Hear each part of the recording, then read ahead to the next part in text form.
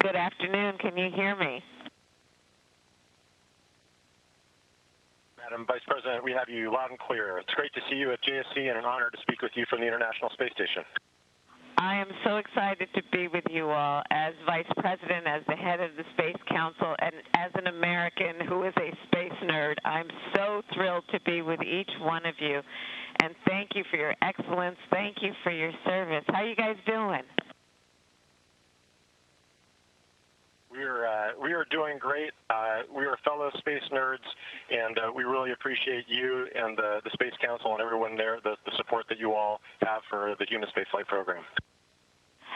You know, I've invited some students to join us today, and we've been talking with folks, of course, around the country about what you all are doing. Can you share, for those who have not been on the International Space Station, how does it impact your view of Earth when you've had that experience? Does it change your view of Earth and your perception of who we are who live on Earth?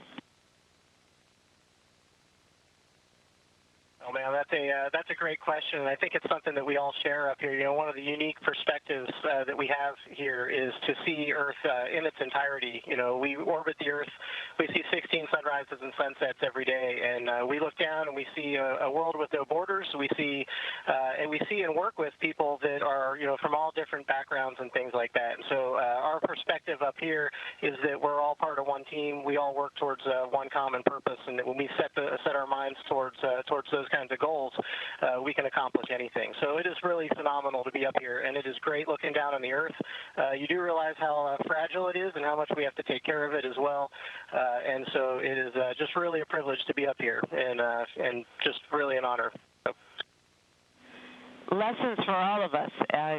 We're all in this together, aren't we? But you can see that when you're in space, that we on Earth are all in this together. And I appreciate your point about the fragility of this beautiful Earth of ours and the need, therefore, to take care of it. Tell us what you are learning on the space station that is helping us be smarter around how we take care of Earth. Yeah, absolutely. You know, first of all, Vice President, it's an honor and privilege to be speaking with you today. But yes, we are honored and privileged to be able to use the International Space Station as a test bed and as a laboratory to be able to learn lessons that we can apply to Earth. So things like learning how to grow plants without soil and being able to use that back on Earth to help with food security.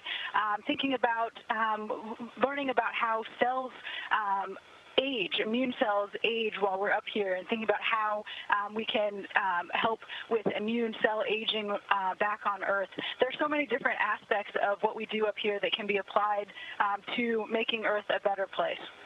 And everything you spoke of is about life, isn't it? And what we can do through food, through the growth of agriculture that feeds the species and the population, but also what we can do to improve the condition of human life in terms of sickness and what we can do and discover in terms of treatment. That really is so exciting.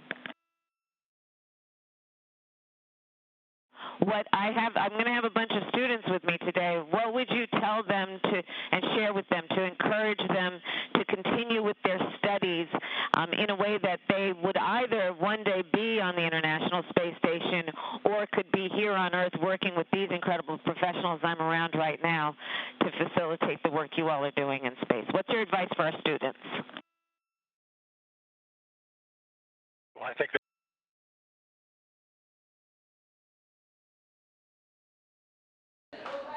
And just as the Vice President was asking her question, we passed out of range of our tracking and data relay satellite system for a few minutes. Vice President Harris, we are now resuming operational audio communication. So a brief conversation between the Vice President of the United States and Expedition 67 flight engineers Kjell Lindgren, Bob Hines, and Jessica Watkins. Again, the Vice President here in Houston and at the Johnson Space Center to chair her second meeting of the National Space Council this afternoon. That will be live on NASA television at 1:20 p.m. Central Time, 2:20 p.m. Eastern Time today.